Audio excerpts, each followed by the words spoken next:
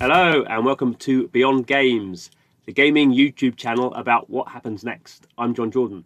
So a bit of news today I thought was interesting, and it is, I guess, particularly important when it comes to things like cloud gaming, which we're seeing a lot of interest in, have done for actually for a decade really. Hasn't really taken off yet, but a lot of people are thinking, hardware becomes less relevant over time, and basically we just have a whole bunch of stuff in the cloud somewhere, and we don't really have to worry too much about where the cloud is or what the cloud is. Our games sit there and our data sits there, and it's all fine. Sort of, yes. I like the convenience of having stuff in the cloud, but also we have these sort of issues, and that kind of, I guess, brings us back to earth a little bit. And the internet is all fantastic, but the internet is not in the ether. It isn't invisible. It's not like it's not physical. There are these big data centers around the world where there are stacks and stacks and stacks of computers, and they are all whirring away. And that's where the cloud is. The cloud doesn't live in the cloud. The cloud lives in big data centers. So there's this company called OVH, and they're a big European data center, actually the third biggest, it's estimated, and as you can see here, this is their data center, one of their big data centers in Strasbourg, on the French-German border, and not looking too happy there. That data center basically has burned down. So one of its data centers has gone, another one has been damaged. While this was happening, two other co-located data centers were also shut down. So basically 4 data centers went down all at the same time. Thankfully, no one's been injured, but this does kind of make us think a little bit about, what happens when your data center goes down. Now, this, I guess, to a degree, shows something about the expertise in the space and how people might not, who are using those services, might not be so expert. So we have here the CEO, the founder and chairman, sorry, saying there's major fire.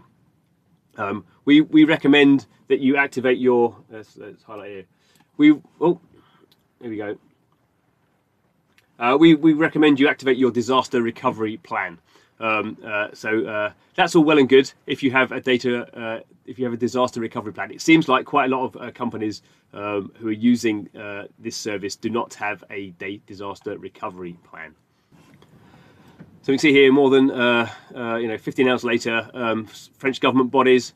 I mean, governments aren't very good often at IT, but even some banks are still offline because obviously their servers have gone down, and they can't get stuff back up again. When it comes to gaming, we've not seen that much news that gaming companies have been hit, but there is this Facepunch Studios, which is a French company, and their game is called Rust, and they're saying here that they've confirmed the total loss of their EU servers, and the data will be unable to be restored.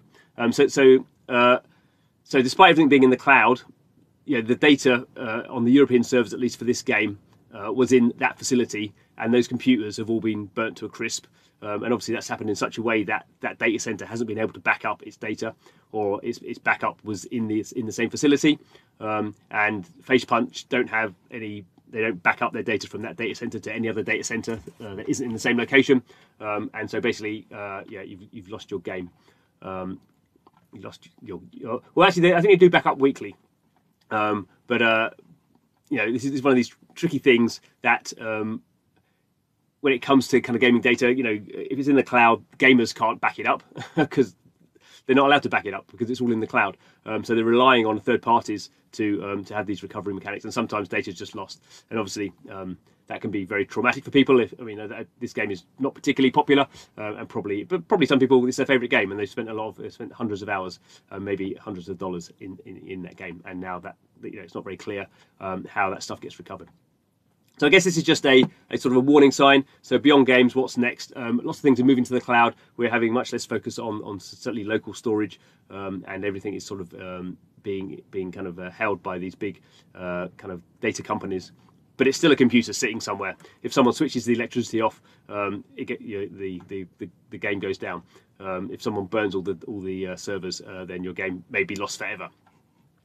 So there we go. That's just a little kind of interesting kind of thing that I thought kind of made sense. Sometimes we get a bit carried away with how fantastic technology is, But basically, you know, you need to have backups. Throughout the history of computing, people have been asked to have backups, and now we're in cloud computing. Equally, we need backups and other, you know, I imagine probably lawsuits will come out of this if people have lost data that they feel the companies involved should have better backed up. For that. Anyway, thanks for watching. This is Beyond Games, where we take a look at what's happening next for games. Please subscribe to the channel if you like that sort of stuff. But thanks for watching, and see you again soon.